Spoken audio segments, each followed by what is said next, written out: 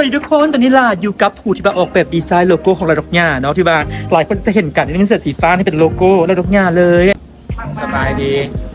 ค่อยสื่อวิละเนาะเป็นเจ้าของเพจเสน่ห์ดีไซน์แล้วก็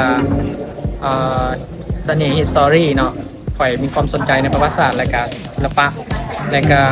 ค่อยมีห้านเสื้อซื้อว่าห้านเสน่ห์ช็อปเนาะค่อยจะขายเสื้อจะยืดเนาะเป็นแบรนด์ของค่อยเองนี่เลยดอนโลโก้เนาะเอกลักษณ์เฉพาะเลยอันนี้เป็นมาสคอตของข่อยที่ว่าข่อยออกแบบเนาะ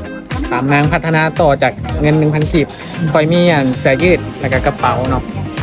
คนสามารถติดตามไปได้ผ่านที่อยู่นี่เลยเนาะนี่เลยเนาะเซดีไซน์ถ้าว่าล่าเนาะทางดงยาสตูดิโอมีมาสเตอร์คลาสเรื่องการพัฒนาศักยภาพและการสร้างสินค้าและการสร้างวิธีคิดกับน้องๆกันสิขอไปเงียบสัมภาษณ์ได้บ่ได้เนาะเดี๋ยวมันน่าสิเอาเบิ่งบ้านความรู้แล้วคุณค่าทักษะต่างๆที่ทั้งวิลาถ่ายทอดลงไปหั่นมันมีเคล็ดลับอย่างแน่เดี๋ยวต้องติดตามทางดงยาสตูดิโอเนาะบรรยากาศต้องขอบใจทางวิลาเวลาขอบใจกัน